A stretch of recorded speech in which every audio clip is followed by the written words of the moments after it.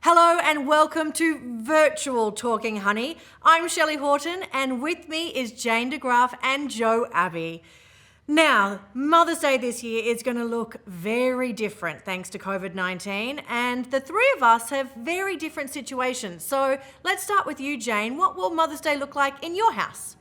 Okay, so I have two young boys. I've got a 6-year-old and an 8-year-old and my husband, and we're all here together in the quarantine situation. I am hopeful that because we're a family that likes to celebrate, that this year we won't let that pass us by. We love to celebrate Father's Day, birthdays, all those things. So fingers crossed that despite the fact that we can't go out and do a picnic or go to lunch or do one of the things that we usually do, that the boys will still, and I'm pretty sure that they've got something planned anyway. I'm hopeful that they'll wake me up with a song and a card and all those things. I feel very strongly though that because we have been so isolated, this is a chance for them to really celebrate and that they'll probably just go for it. Hopeful. Fingers crossed. Joe, what about your home?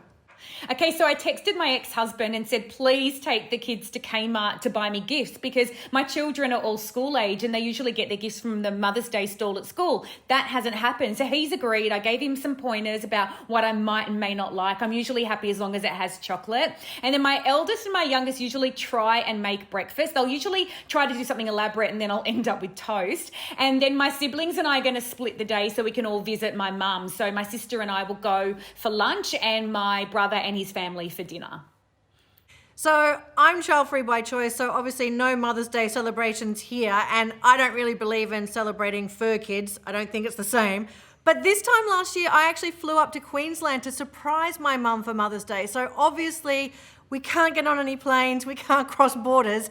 So what I have done is, because in Queensland they can have picnics, I've organised for a picnic hamper to be sent to my mum, and she and dad are going to go and have a picnic by the beach and they're going to FaceTime me and we'll have a chat. So we're just sort of adapting to what it is. And I think it's going to be one of those Mother's Days that we probably won't forget.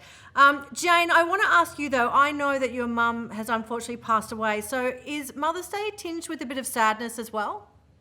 Look, it's one of those really funny things. I like to use Mother's Day to celebrate Mum's memory, not wallow in the fact that she's gone. I had a really close connection with my mum, and so we talk about my mum very openly, and I feel that the more we do that, the less sad it is for me and for my kids. And we see it as just another chance to celebrate. An extra glass of champagne, always for Mum, which I get to drink, so I win. And you know, like, you could go down the sadness path, but for me, that's not a day for what it is. I'm grateful to have had a wonderful mother. I'm grateful to have wonderful children, and we just use the whole thing as a big excuse to celebrate. Now, Joe, you are super close with your mum, but because you have such an extended family, how are you going to manage the 2 people visiting rule in Sydney? Well, we're going to have to stagger it because it's really sad. My sister and I wanted to go together because we're both divorced, but we can't. So we're going at around dinner time. So we'll have to sort of like, well, we don't want mum to cook 2 dinners or anything. We want her to sort of just let us treat her. So we're going to bring her food and try to sync it up. Maybe one of us will bring, main course, one dessert. But yeah, it's a bit of a clunky Mother's Day, but as long as we all get to see her, that's what counts. Now, both of you have mentioned that the kids might be getting you presents. Are you expecting that they'll be homemade or from a shop, delivered online? Well, I'll jump in and say I know that mine will be handmade because my kids are just at that age where they can't really go shopping anyway. Obviously, no one can go out shopping at the moment very much. So I'm genuinely expecting homemade presents. I'll be really sad if I don't get a homemade present. And also on top of that, my kids are at that age where it's still cute. It's not that they've forgotten, it's that that's what they can manage. So if they were like 17 and 18 and still giving me homemade cards, I'd be like, come on guys, step the game up. But they're little and I love all that stuff. So I'm hopeful for homemade gifts this year. Joe, if your ex-husband does forget to get the kids to the shops, do you think they'll make you something? No, they won't make me anything. My daughter might. I mean, she likes to do her arts and crafts, and she's always giving me random things like a swan made out of origami and all sorts of stuff. But the boys, no chance. Like, honestly, I'll get a cuddle and a cup of coffee and that'll be it, which is fine because it's only so much craft you can store in your home. And once I tried to throw a bit away and really copped a lot from the kids due to that, but it wasn't their finest work. And I had 73 pieces of finer work in the cupboard already.